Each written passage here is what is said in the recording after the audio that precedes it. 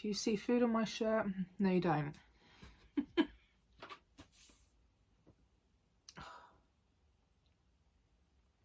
So much buzzing.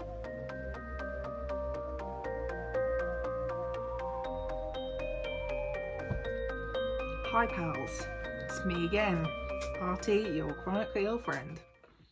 I think I have food in my teeth. So my video today, I was hoping that maybe I could make it into kind of like a cute aesthetic kind of moment of like, hey, look at all these moments in my life I've lived in this last year, because I found a little thing I wrote for myself almost a year ago exactly. It's the 20th today as I'm filming this, and it will be out on the 24th maybe. I can't. Okay, maths don't exist. But I wrote this on the 25th of June 2020. To give some context, in case you haven't seen any other video ever of mine, 2 years ago at the beginning of June I was diagnosed with Crohn's and started my first autoimmune related medication that is technically a cancer drug. It's a chemotherapy drug called mercaptopurine, and that suppresses your immune system. So that was 2 years ago from June. This time last year, early June, I was also diagnosed with a very rare type of vasculitis called Takayasu's. Takayasu's arteritis, so it's in the arteries, normally in the aortic arch is like a very main common symptom is inflammation there, and other large arteries in the body. And I also was put on steroids long term. I'm still on the same course of steroids a year later, or over a year later now really. I'm like roughly at like half the dose that I was on. This time last year I was on 15 milligrams, 1.5, which is like pretty fucking low. I think I got away lightly with that. And I'm now on 7 milligrams. It's taken a long time, and it's going to continue taking a long time because if I drop too quickly I get very unwell. So this was written within that month of finding out I have a very rare type of vasculitis, when I still knew like bare minimum about Takayasu's. I also call it TAC. Lots of people also call it TAC, so if I switch between TAC and Takayasu's, that's why. So yeah, I just wanted to read what I wrote to myself last year, talk a bit about like what I was going through at the time, what's happened since then, what's going on now, because I just kind of basically I didn't have any other video ideas. Basically I just didn't want to do anything else, so I thought this would be a maybe not easy because it oh me, I've just eaten lunch, sorry. It's going to be like probably a lot of fun emotional labour. I've also got like kind of a sore eye, so I probably won't be able to cut every single time I rub my eye out. So I'm just gonna start fucking reading it because I've dragged this on long enough. Hello friend, how are you? Your past self is struggling, as you know. I wanted to write to you to remind you of where you have been, and hopefully you are better off. We are playing the waiting game to see if steroids and immoralities start working on this inflammation, and you started eating fish again after more than a decade. The right arm hurts, but not too badly, and there's pain in our other limbs, and that damn plantar fasciitis has become full fasciitis now, and is very irritating to live with. The thymus gland being inflamed is worrisome, especially as there isn't much information to access to prepare. I guess it will all wait on the CT scan. We are getting in some decent walking in. I love that I can write words. We're getting some decent walking in and aren't too far off last year's average daily step count. Weight is up a little bit, but hopefully it'll come off quickly. I'll just end with, I'm hopeful this will bring good things. So, I had a PET CT scan early in June of 2020, and that was basically the confirmation of my diagnosis. That was where we discovered I had also got inflammation in the aortic arch coming off of the heart. Before this, all I knew was that I had such bad inflammation at one point that it had narrowed the artery in my right arm. But finding out that I also had inflammation so close to my heart was very scary. Yeah, I remember coming off a phone call and just crying and telling my family, and this was as well like when COVID was, I don't know, were we still in the first lockdown? Yeah, we were. I was socially distancing from family members I also lived with. I was a very highly vulnerable person at that time because I had just started adalimumab in, I think it was April, and then I was put back up on the highly vulnerable because I then started steroids in June. So I wasn't, still am, triply immunocompromised, but it's apparently more risky within the first few weeks to months of starting these kinds of medications. It was lucky that I had already been prescribed steroids before I had this scan, just in case. So I basically started 15 milligrams immediately from that phone call. I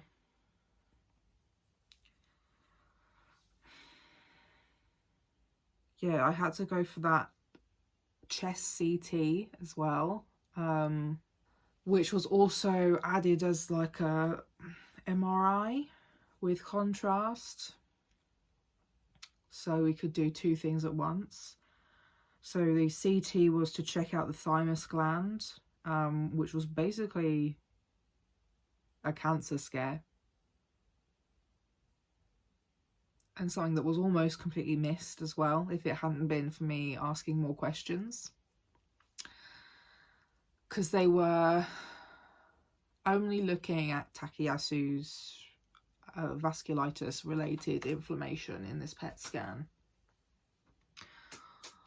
So they missed throat inflammation, thymus gland inflammation, and also inflammation in my colon, which is unsurprising because I have Crohn's.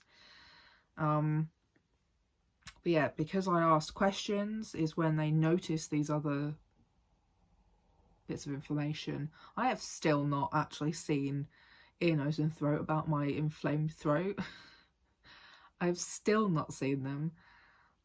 They were supposed to book me in. I literally spoke to them a few weeks ago and they were supposed to book me in. I've not even had a letter of an appointment, so God fucking knows.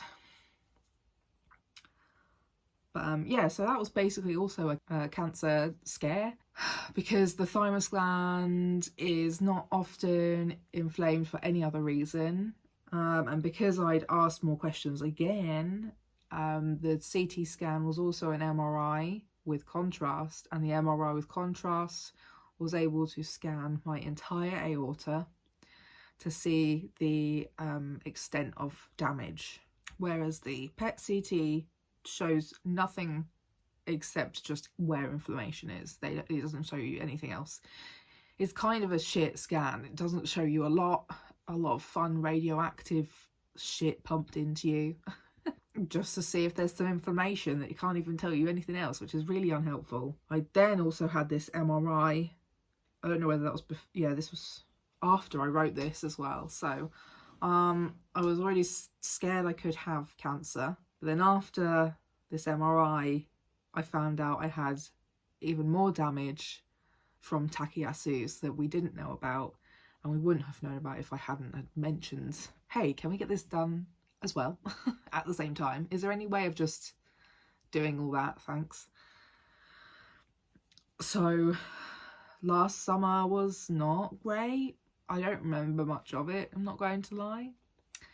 I remember burning the backs of my legs from laying on my front and reading books in the sun, even with Factor 50 on. Oh. I don't remember the fasciitis last year too much. I do remember that it was like a jolting electric pain in my heel of my right foot, and it wasn't like, it didn't hurt when I walked like everyone kind of tells you is how plantar fasciitis feels. No, it was always when I was like trying to get up and off something. If I had to sort of stretch my leg out to step down or step up, it's the flex of the foot and the stretch of the leg that just sent this fucking electric pain up my leg. And the only thing that helped was the steroids, and my chiropractor giving me some very weird stretches. Yeah, I just remember going to a park nearby like almost daily and just walking and walking and walking, just around this one little field that's like kind of a play field, but because everything was closed, not many people were really out, and I just walked and I listened to music, and I was angry and I was sad. I also did some of that where I live, like on my property, but I preferred being somewhere else. I also remember, just because everything had closed, everyone was buying things online so much more, so I made loads of sales. It was amazing. I was shifting a lot of stuff, which was good. I was spending a lot of time clearing through things. Like, I was basically coping with my feelings by keeping busy, which is like my number one coping mechanism, is keep busy until you like cannot fucking move anymore. Like, I went through all my books that I had and I purged an absolute shitload of them, and I went through all my clothes again, and I put things away, and we threw out and sold a bunch of furniture and bought replacement furniture, and like, I'm still organising the stuff in that spare room. There's just so much stuff that accumulated in there over the years. And also, like, that it ends up being like a dumping ground for me with a lot of my stuff. And like, last year was basically a lot of self-reflection of, hey, maybe I'm autistic. And then it became, hey, maybe I have ADHD. And then it was, okay, am I going to go for diagnosis? And that was just very overwhelming. I also started seeing my new therapist roughly a year ago, because also this time last year I was still having pretty intense PTSD for being assaulted by medical staff.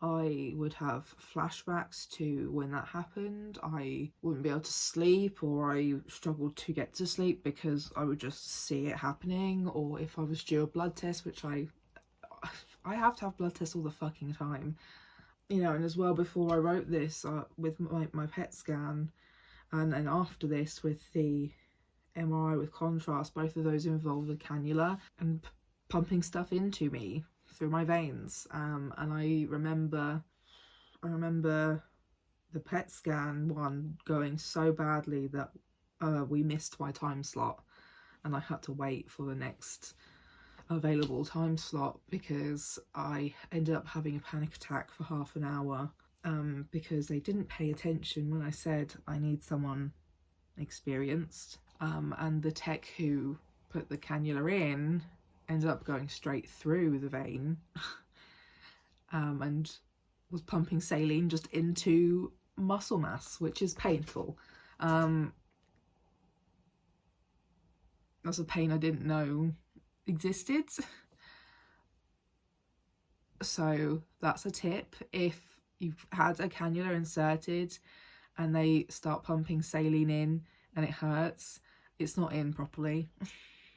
So it had to be redone.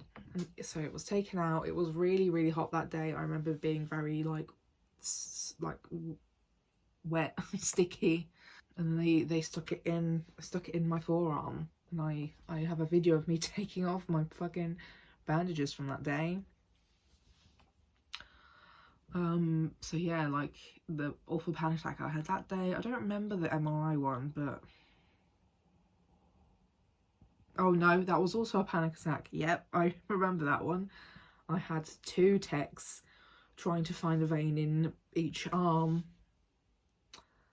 And both of these times was also behind a mask, which made the breathing really difficult as well, trying to breathe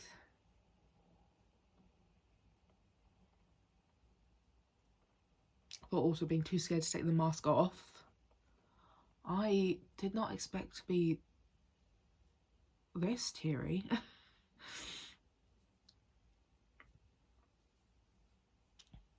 Like, in both of those experiences, the staff did like everything they could for me. So like, I have absolutely no qualms or issues with those staff members.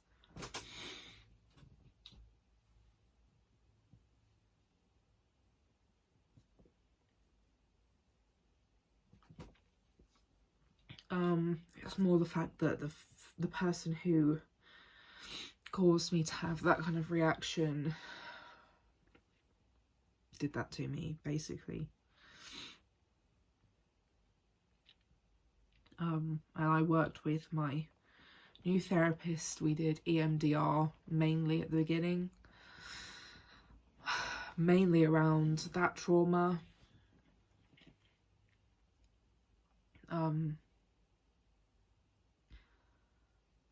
And that was crazy. That went from literally PTSD, where I could not get through an event the same without a panic attack. Like, this was not the first time. Those were 2 panic attacks I had last year. I had one in 2019, like November, right before my abscess draining surgery. I had one in A&E in July of 2019, when someone tried to get bloods from me when I was there having a really big Crohn's flare. Like, it just kept happening, and like, I know I had to get through it somehow, but nothing I'd ever done before worked, and that was just dealing with like a general queasiness of, ooh, bleh. Blood tests and cannulas make me feel really weird, to full-on trauma, PTSD, flashbacks, reliving it over and over again. Yeah, just having panic attacks every single time I needed to get someone to take my blood or put in a cannula for some kind of like procedure. And when you're chronically ill, you have to have blood tests all the time. Like, at a minimum, I'm going to need to have them every 3 months for my medications. And at the moment, I have them every month or 2, depending on meds and levels and all sorts of things. So I tried hypnotherapy. It's a load of bollocks, don't bother. But EMDR, I'd read up a little bit about it, and I found someone, and also it really helped that my therapist also has Crohn's, so she has at least some personal experience of having a chronic illness in this kind of area in the UK.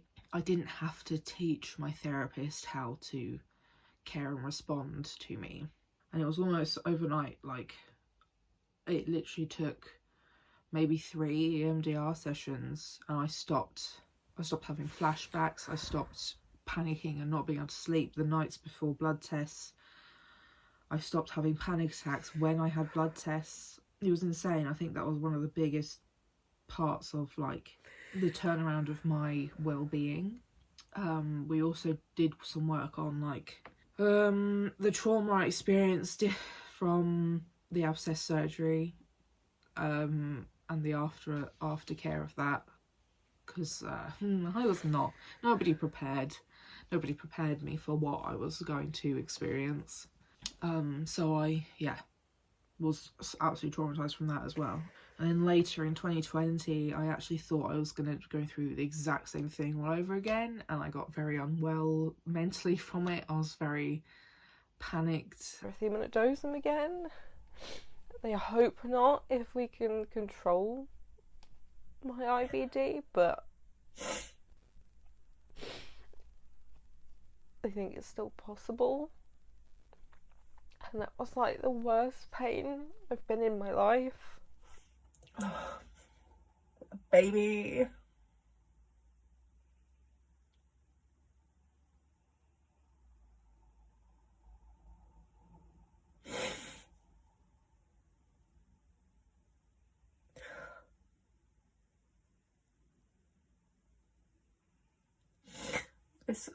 poor person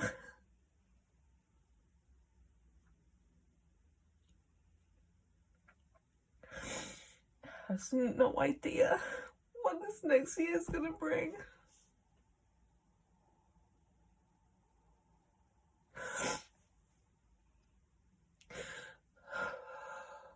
Even without the pandemic, you know, and all this fucked up shit in the world,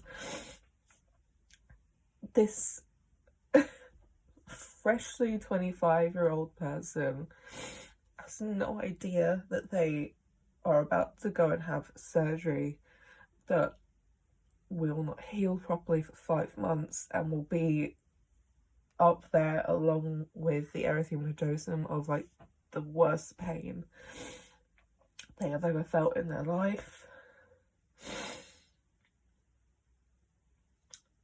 And then the new diagnosis of the Takayasu's, and that being super fucking rare, and no one having any idea how to deal with that alongside Crohn's. Like, everyone was kind of like, I don't know what to do,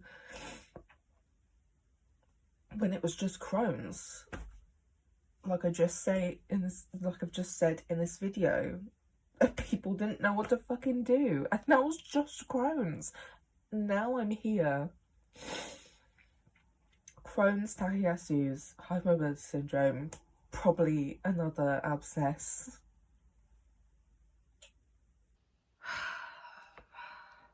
I don't know, yeah.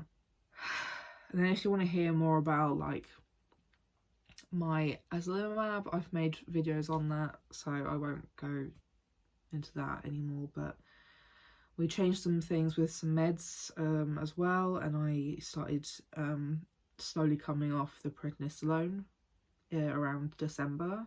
My inflammation came down for the most part in all of my blood tests. Last year was also just a lot. It was a lot being a disabled and chronically ill person during a pandemic, because everyone was just showing their asses. Everybody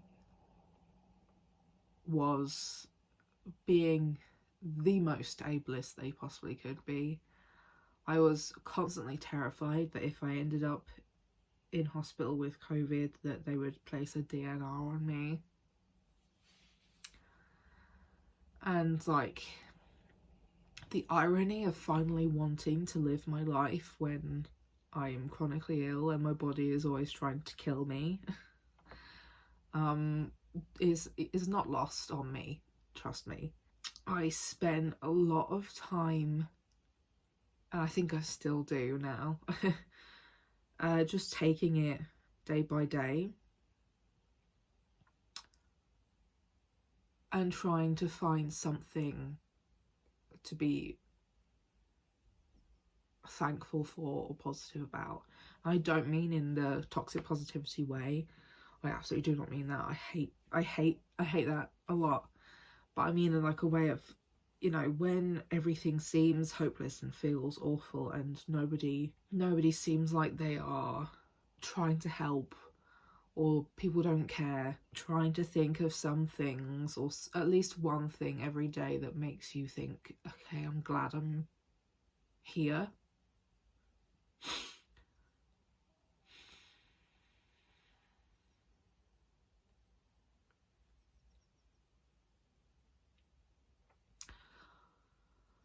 Because besides the physical health stuff, the hardest thing of this last year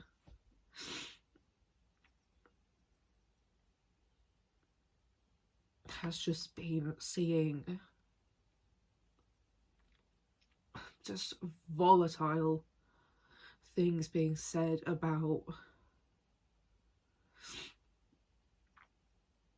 marginalised people and done to marginalised people. And I feel quite sick at the idea that I'm one of the lucky ones. Because this last year has just really allowed people to just say the most hateful, disgusting things straight to you. I've had a handful of disgusting reactions with people, interactions with people online. I posted a really silly video of me enjoying myself dancing in my kitchen, and two men that I do not know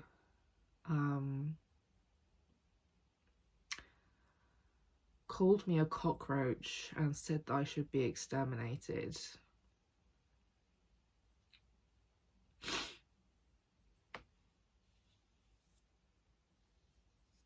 And those were just nobodies.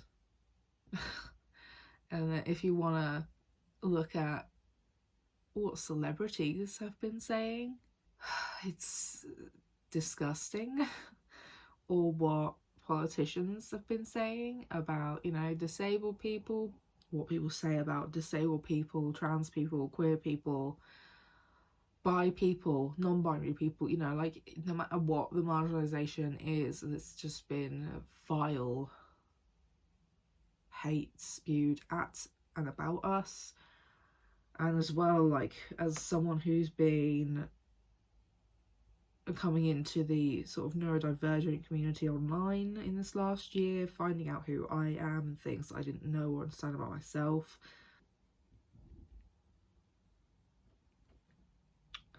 it's the next day.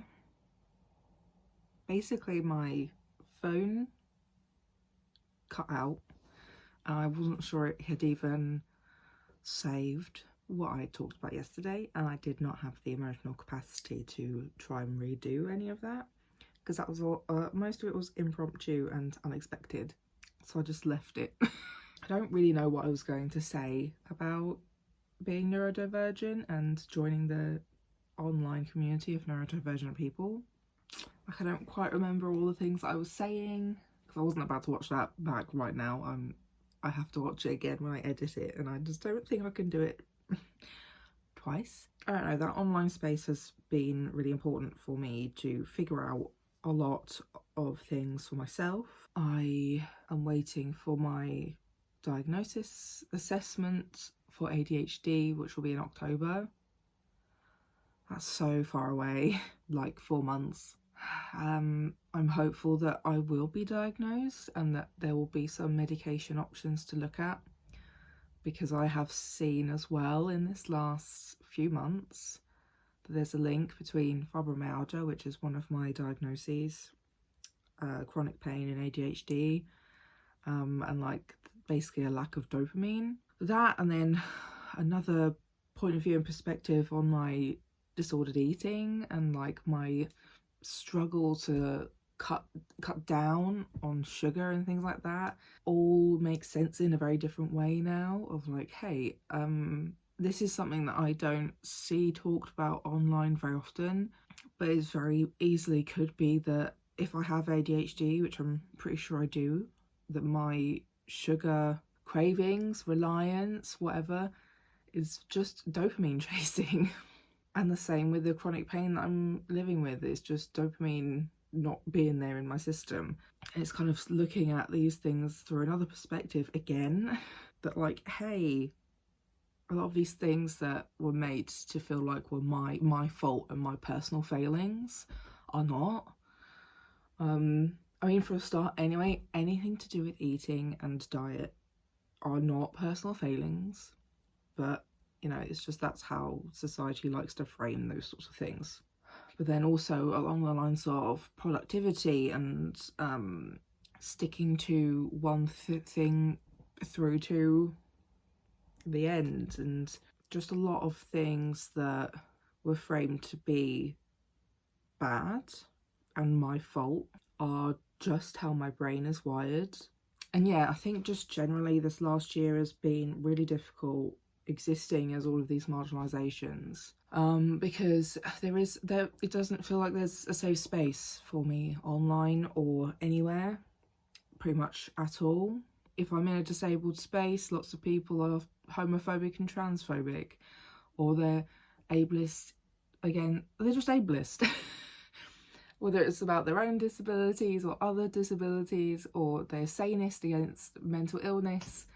And that's in any of the disabled communities I've been in, whether it's chronic illness with Crohn's or Takayasu's or fibromyalgia, though that one seems to be the most chill so far, or like hypermobile EDS groups or autistic groups.